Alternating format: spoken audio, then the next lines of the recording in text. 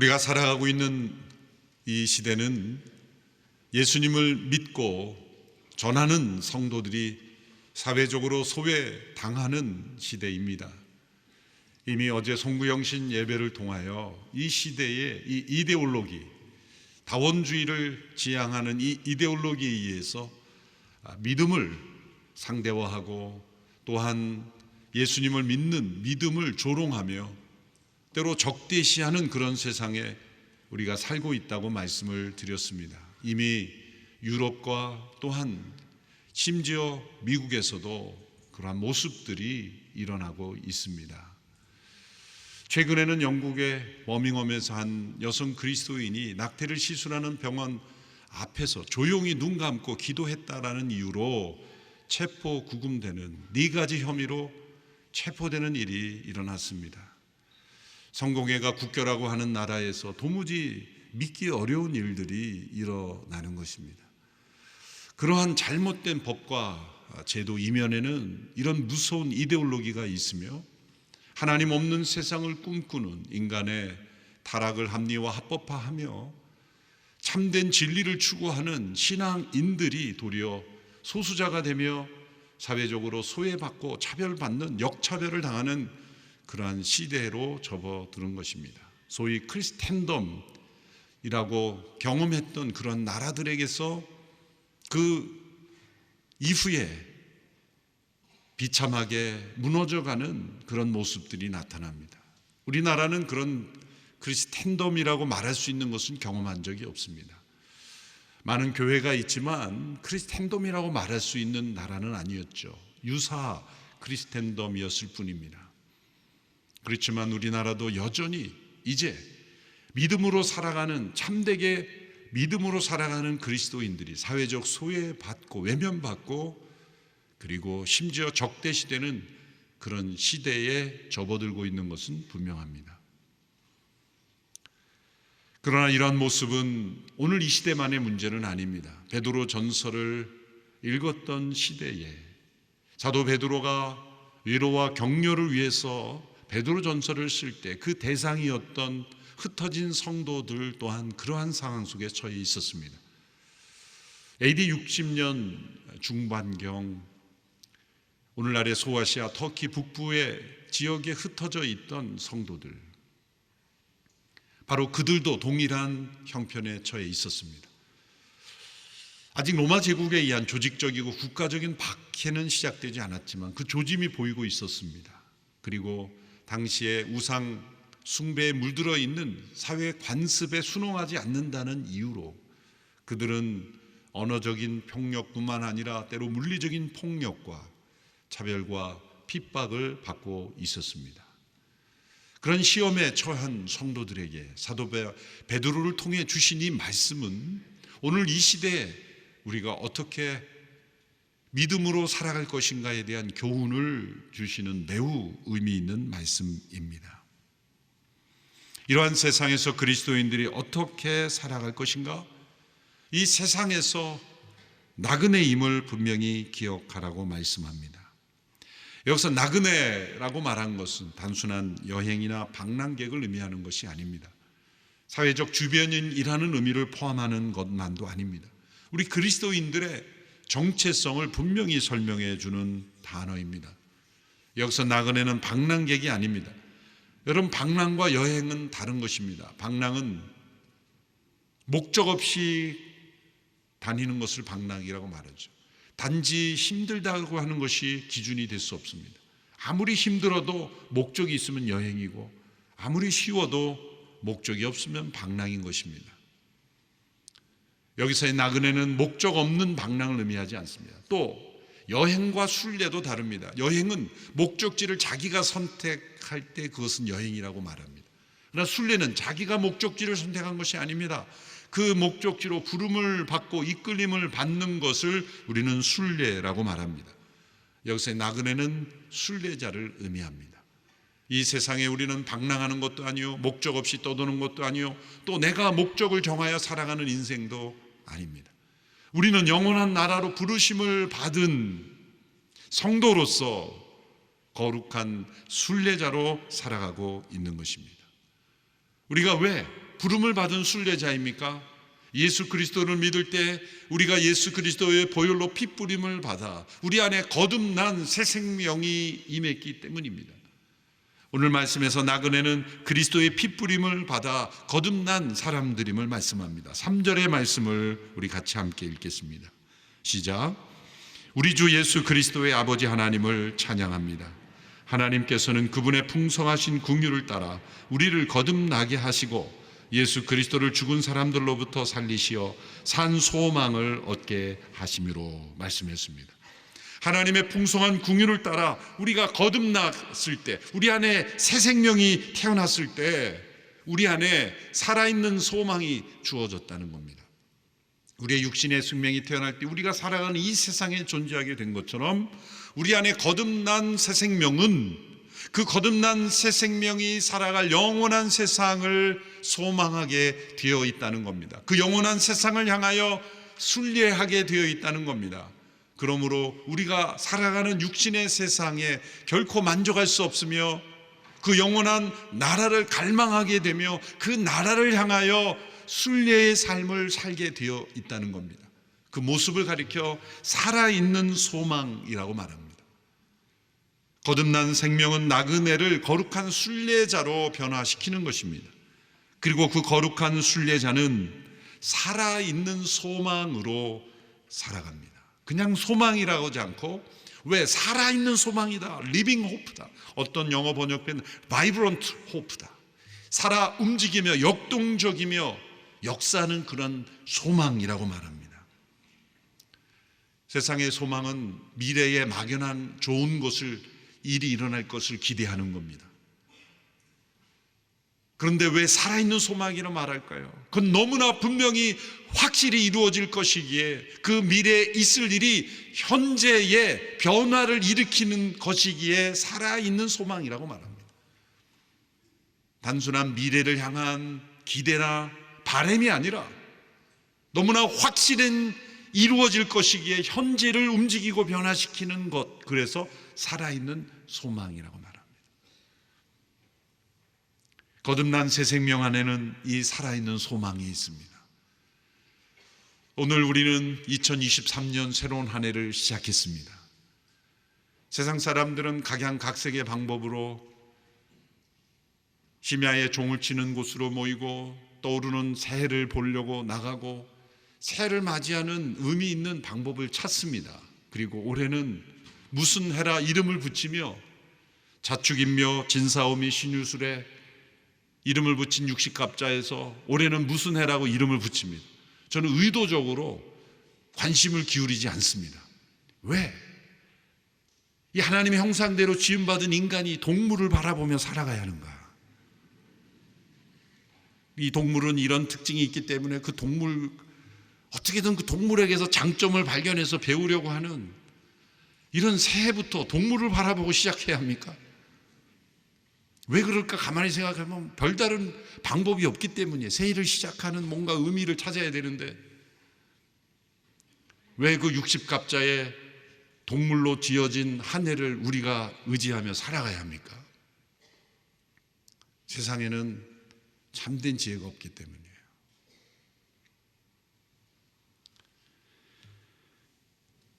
여러분 새해를 맞이했지만 이 새해 감격은 아마 오후쯤 되면 다 사라질 겁니다. 올해가 몇 년도인지 2020년인지 23년 24년인지 아마 감각 없이 오늘이 1월 1일인지 2일인지 오후쯤 되면 새해 감격은 다 없어지는 거예요. 이제 전도서를 보면은 해 아래 새 것이 없나니 아침에 뜨는 해가 또 지고 늘 반복되는 이 자연 속에서 이 시간이라는 것은 사실 우리에게 궁극적인 의미가 아니라는 것을 전도서에서 말씀해요. 달력의 새로운 날이라는 것은 우리에게 그다지 의미가 없다. 왜? 해 아래 새 것이 없게. 우리에게 진정 의미를 주는 것은 뭡니까? 영혼이라는 거예요. 영혼은 시간을 오래 길게 끄는 게 영혼이 아니에요. 시간과 우리가 경험하는 시간과 다른 차원의 세계, 영혼입니다.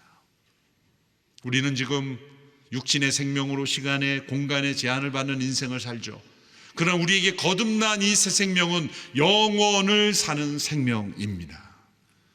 그러면 우리는 2023년이건 24년이건 나이가 몇 세건 그보다 더 중요한 건 영혼에 속한 생명을 가지고 영원한 나라를 소망하며 이 살아있는 소망으로 올 한 해를 살아가고 있는가.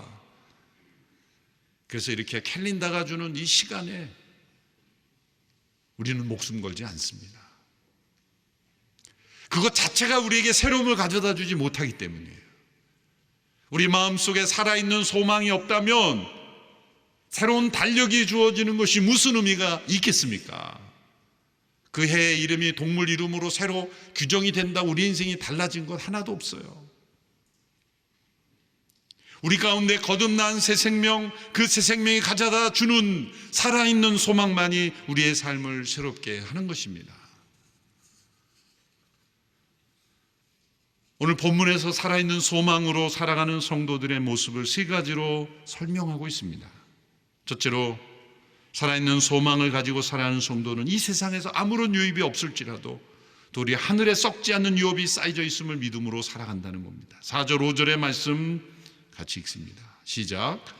여러분을 위해 하늘에 쌓아둔 썩지 않고 더러워지지 않고 쇠하지 않는 유업을 얻게 하셨습니다. 여러분은 마지막 때 나타내려고 예비하신 구원을 얻기 위해 믿음으로 인해 하나님의 능력으로 보호하심을 받고 있습니다. 이 땅에 유업이 없을지라도 그것은 없어도 된다는 게 아니고 이 땅의 유업을 포기하며 살라는 뜻이 아니라 때로 이 땅의 유업으로 인하여 우리가 절망할 필요가 없다는 거죠. 우리는 이 땅의 유업에도 승리하며 정복하며 영향을 미쳐야 합니다.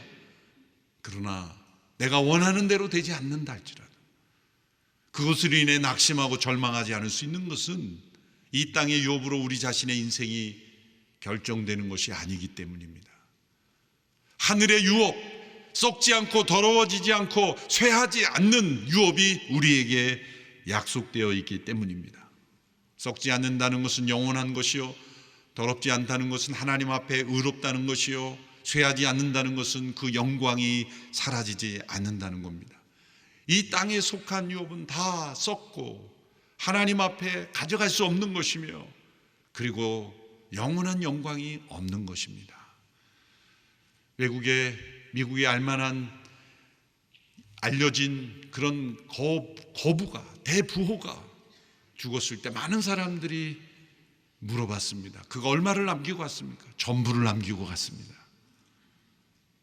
아무것도 가지고 가지 못하는 영원한 그러한 나라에만 우리가 존재할 수 있는 그러한 영원한 유업이 우리에게 허락되어 있다는 것, 그것이 바로 오늘 우리에게 살아있는 소망이 되어서 이 땅의 유업으로 인해 우리가 절망하지 않고 쓰러지지 않을 수 있는 것은 소망을 이 땅의 유업에 두지 않기 때문이다. 영원한 유업을 소망으로 얻는 사람, 이 땅의 유업으로 인해서도 우리는 승리할 수 있음을 믿습니다. 두 번째, 살아있는 소망을 가지고 사는 사람들은 이 세상에서 온갖 시험을 당해 잠시 근심할지라도 도리어 크게 기뻐할 수 있는 것입니다. 6절 7절의 말씀을 우리 함께 읽습니다. 시작. 그러므로 여러분은 이제 온갖 시험을 당해 잠시 근심하게 됐으나 오히려 크게 기뻐합니다. 그것은 여러분이 당하는 믿음의 시련이 불로 단련해도 없어질 금보다 더 귀해 예수 그리스도께서 나타나실 때 칭찬과 영광과 존귀를 얻게 하려는 것입니다. 세상에는 우리의 믿음을 흔드는 수많은 시험들이 있습니다. 한 가지 시험을 당하면 또 다른 시험이 나타납니다. 때로 여러 가지 시험이 동시에 나타나기도 합니다. 이런 시험을 당할 때 우리는 근심할 수밖에 없습니다. 전혀 근심이 없을 수 없습니다. 저는 어떠한 시험이 와도 전혀 근심하지 않습니다 라고 하는 것은 어쩌면 거짓일지 모릅니다. 잠시 근심할지라도 우리가 쓰러지지 않을 수 있는 것은 이 시험을 통하여 우리의 믿음이 단련되고 장차 주께서 나타나실 때 칭찬과 영광과 존귀를 얻게 되기 때문입니다. 이 시험의 목적을 알기 때문입니다. 왜 이 시험이 오는가? 우리의 믿음을 단련함으로, 영광스럽고 존귀한 믿음으로 우리를 주님 앞에 서기에 합당하도록 만드는 시험이기 때문입니다. 그래서 야고보 사도도 형제들여, 너희가 여러 가지 시험을 만나거든 온전히 기쁘게 여기라. 이런 이 시험이 우리를 믿음의 연단으로 인도하여 우리를 온전히 부족함이 없게 만들기 때문이라고 말씀하고 있습니다. 살아있는 소망을 가진 성도들은 이 세상에서 당하는 시험에 잠시 근심할 수는 있지만 도리어 그 근심이 기쁨이 되고 감사가 되고 그리고 하나님 앞에 더 나아가게 되는 계기가 됩니다. 2023년 한 해 경제적으로 매우 어려울 것이라고 다들 말들 합니다. 그래서 실제 어려울 수 있습니다. 사랑하는 성도 여러분, 이런 경제적 시험 속에서도 이것을 믿음의 시험으로 여기고 하나님 앞에 존귀와 영광과 칭찬을 얻는 믿음의 연단으로 여기고 나갈 때 하나님께서 그 시험을 능히 이기게 하실 줄로 믿습니다.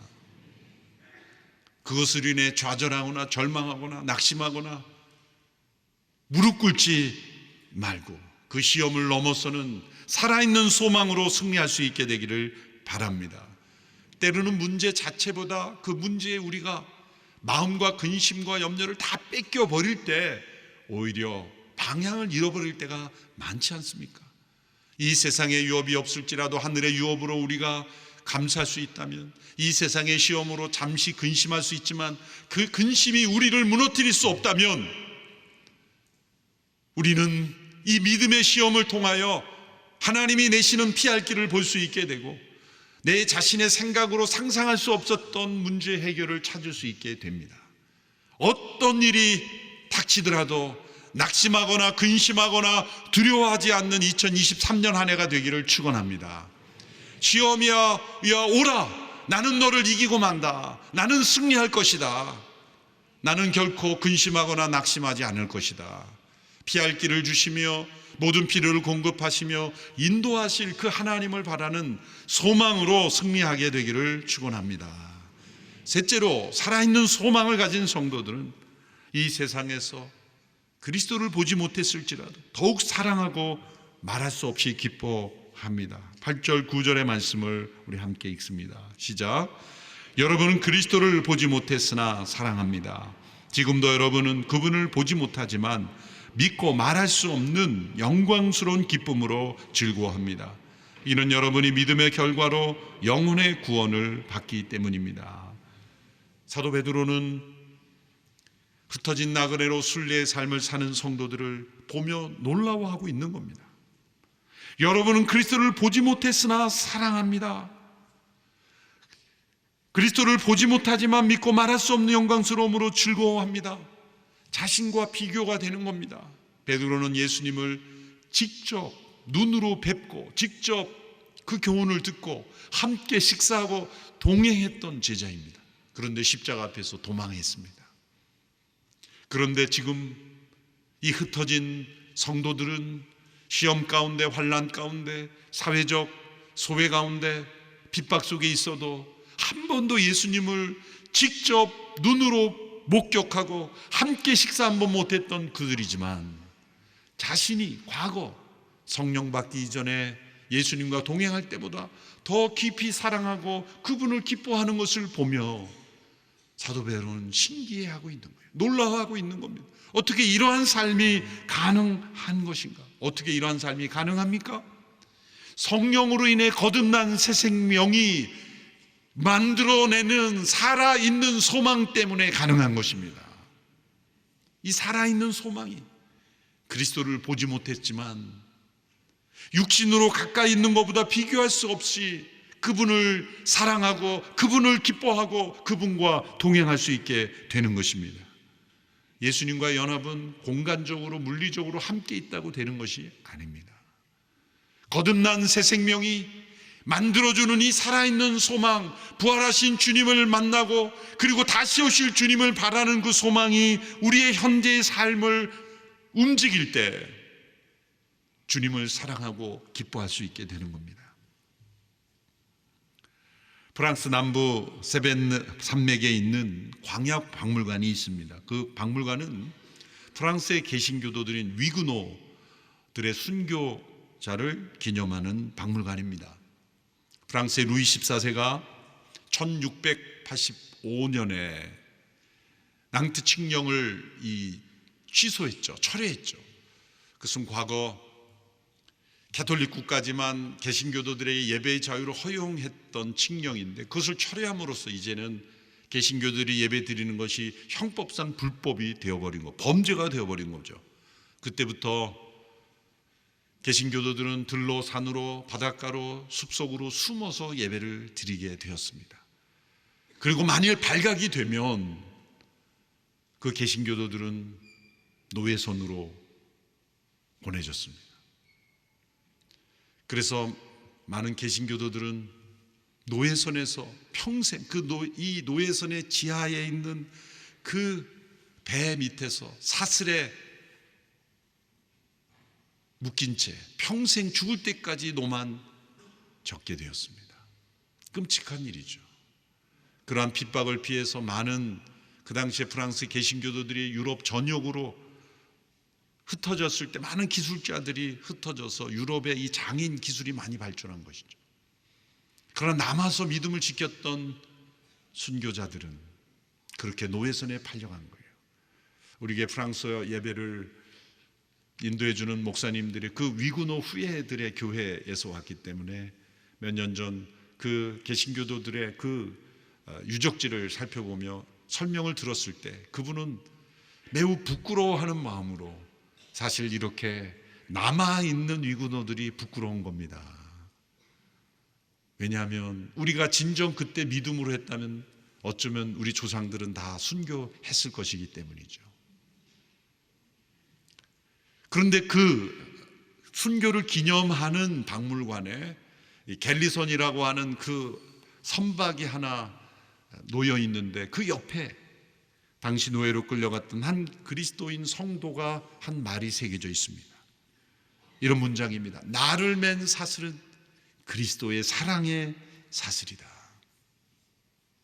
나를 맨 사슬은 그리스도의 사랑의 사슬이다. 여러분 평생을 노예선에서 배만 졌다가 죽어가는 거기에 무슨 소망이 있습니까? 그것만큼 절망적인 상황이 어디에 있습니까? 그런데 소망이 있는 거예요.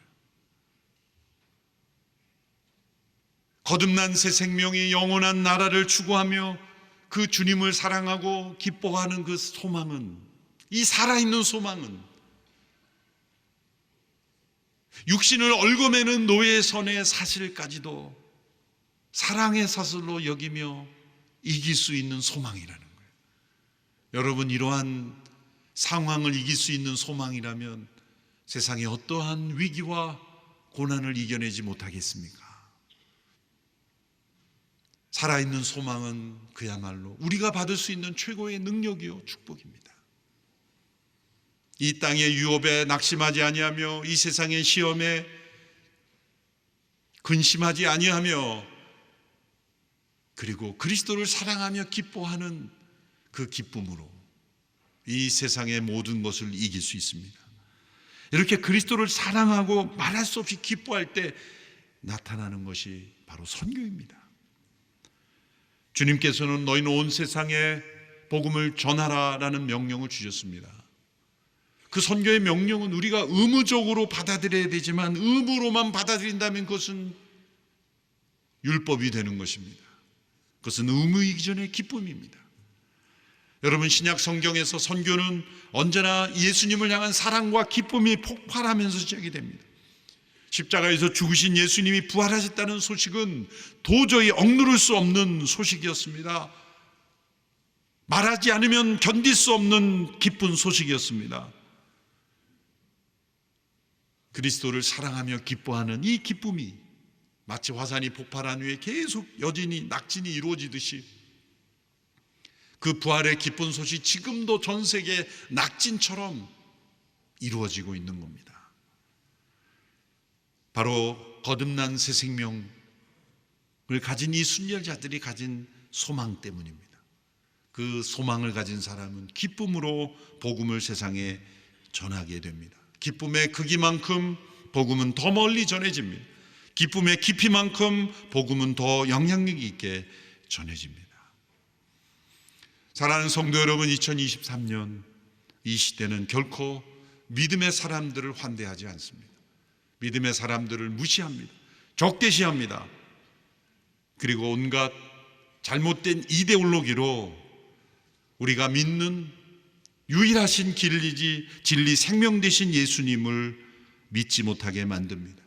이러한 시대의 흐름 조류에 결코 휩쓸려가지 아니하고, 이러한 시대의 흐름을 두려워하지 아니하고 살아있는 소망으로 승리하는 한 해가 되기를 바랍니다. 이 땅의 유업으로 절망하지 않습니다. 온갖 시험을 당해도 근심하지 않습니다. 살아계신 주님을 사랑하기에 기뻐하며 그분을 전하지 않을 수 없는 기쁨으로 복음을 전하는 일에 협력하며 전심전력하는 2023년 한 해가 되기를 바랍니다. 살아있는 소망으로 승리하는 한 해 되기를 주님의 이름으로 축원합니다. 기도하겠습니다. 이 시간 함께 올 한 해를 하나님 앞에 올려드리며 기도하기를 원합니다. 하나님, 올해는 살아있는 소망으로 승리하는 한 해가 되기를 원합니다. 내 안에 살아계신 주님을 사랑하고 기뻐하며 내 안에 있는 영원한 생명으로 인하여 영원한 나라의 유업을 바라며 이 땅에서 당하는 모든 시험을 능히 이기며 승리하기를 원합니다. 주님, 올 한 해를 하나님 앞에 올려드립니다. 함께 기도하며 나가겠습니다. 살아계신 하나님, 역사하시는 하나님, 새로운 한 해를 우리에게 시작하셨습니다. 살아있는 소망으로 믿음으로 살아가는 한 해가 되기를 원합니다. 주님, 우리 가운데 거듭난 새 생명을 주셨으니 감사합니다. 영원한 유업을 소망하게 하시니 감사합니다. 이 세상의 어떤 시험도 무너뜨릴 수 없는 기쁨을 주시니 감사합니다. 세상은 갈수록 악해져가며 경건하게 살고자 하는 자를 적대시하며 핍박하는 시대가 되고 있습니다. 주님, 이 모든 세상의 헛된 조류를 따라가지 아니하고 이 시대의 흐름을 두려워하지 아니하고 길과 진리와 생명 되신 예수님 사랑하며 기뻐하며 살아가는 믿음의 성도들 다 되게 하여 주시옵소서. 하나님 아버지, 길이요 진리요 생명이신 예수님을 도외시하고 무시하고 적대시하는 이 세대의 흐름에 휩쓸리지 않게 되기를 원합니다. 거듭난 새 생명으로 거룩한 순례의 삶을 살아가고 있는 우리 성도들, 살아있는 소망을 체험하는 한 해가 되게 하여 주시옵소서. 세상의 어떤 시험, 낙심할 이유도 결코 우리를 무너뜨릴 수 없음을 믿습니다.